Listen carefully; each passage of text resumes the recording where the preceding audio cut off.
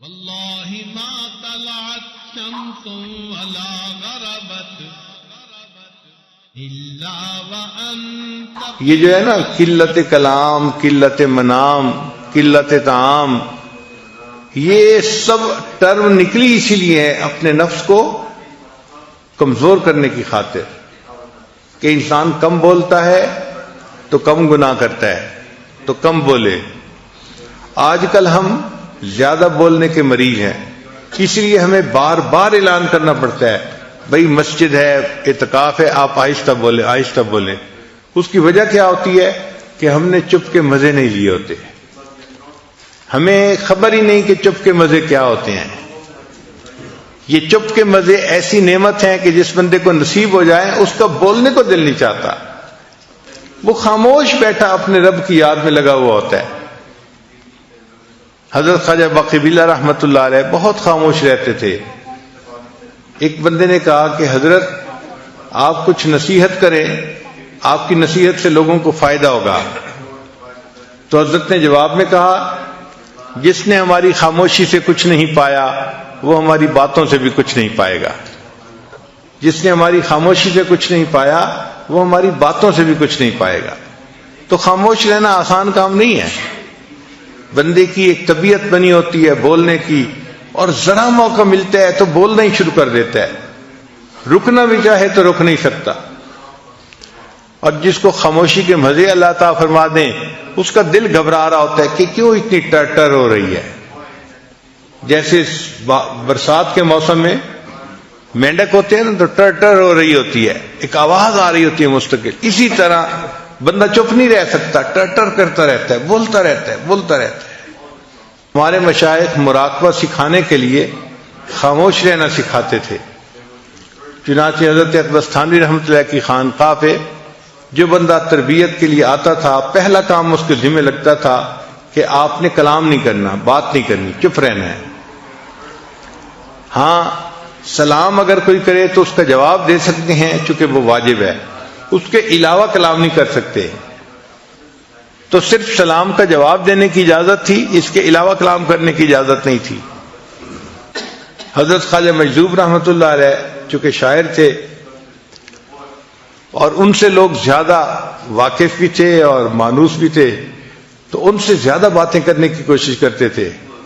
تو حضرت خواجہ مجذوب رحمۃ اللہ نے کیا کیا تھا، ایک گتے کے اوپر لکھ دیا تھا خاموش، اور داغا ڈال کے اس کو گلے میں لٹکا لیا تھا. تو اگر کوئی بندہ ان سے بات کرنے لگتا تھا تو وہ اس کی طرف اشارہ کر دیتے تھے، صرف بھئی دیکھ لو یہ سائن ہے خاموش. اس طرح خاموش رہتے تھے. حضرت مفتی محمد شفیع رحمۃ اللہ علیہ اور حضرت مولانا یوسف النوری رحمۃ اللہ علیہ کے بارے میں آتا ہے کہ جب دونوں شہزادوں نے علم حاصل کر لیا تو تھانہ بھون حاضر ہوئے کہ حضرت کی خدمت میں کچھ وقت رہتے ہیں. اب جب وہاں گئے تو عشاء کی نماز پڑھ کے کمرے میں آئے. دونوں کو رہنے کے لیے ایک ہی کمرہ دے دیا گیا تھا. تو کچھ بیٹھے تو کوئی بات چیت شروع ہو گئی.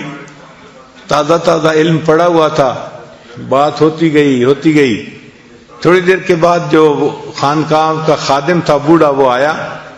اس نے آ کے دروازہ کھٹکھٹایا کہ جی خانقاہ میں عشاء کے بعد باتیں کرنے کی اجازت نہیں ہے، آپ چپ ہو جائیں. وہ چپ ہو گئے، مگر اس کو روٹین میں لیا. اور تھوڑی دیر کے بعد پھر کوئی مسئلہ شروع ہو گیا، پھر باتیں شروع ہو گئیں. جب پھر باتیں شروع ہونے لگیں تو تھوڑی دیر کے بعد وہ خانقاہ کا خادم آیا اور اس نے آ کے کہا کہ جی مجھے حضرت کی طرف سے یہ حکم ہے کہ جو ایک دفعہ منع کرنے پہ نہ رکے اور پھر باتیں کرتے رہے، اس کی سامان کی گٹھڑی اس کے سر کے اوپر رکھو اور اس کو خانقاہ سے دھکا دو، جاؤ. جب آپ نے بات سمجھنی نہیں تو رہنے کا کیا فائدہ، کیوں وقت اپنا بھی ضائع کر رہے ہو، ہمارا بھی ضائع کر رہے ہو. تو اس نے کہا جناب میں دوسری دفعہ آ کے بتا رہا ہوں، اب اگر میں نے آپ لوگوں کی آواز سن لی تو میں نے آپ کا سامان آپ کے سر پہ رکھنا ہے اور آپ کو خانقاہ سے نکال دینا ہے. پھر دونوں کو احساس ہوا کہ خاموشی کی اہمیت کتنی تھی، کتنا سیریس معاملہ تھا. پھر اس کے بعد وہ نہیں بولے. ایک عالم آئے حضرت تھانوی رحمۃ اللہ کو ملنے کے لیے، بڑے عالم تھے، مگر حضرت نے انہیں کہا کہ آپ نے بات نہیں کرنی. چنانچہ وہ بالکل نہیں بولتے تھے. تو تھانہ بھون کے جو مقامی لوگ تھے وہ ان کو گونگا سمجھتے تھے. چونکہ کبھی بولتے سنا جو نہیں اس کو، کوئی بات بھی کرنی ہوتی تھی تو اشاروں سے کرتے تھے، تو لوگ ان کو گونگا سمجھتے تھے۔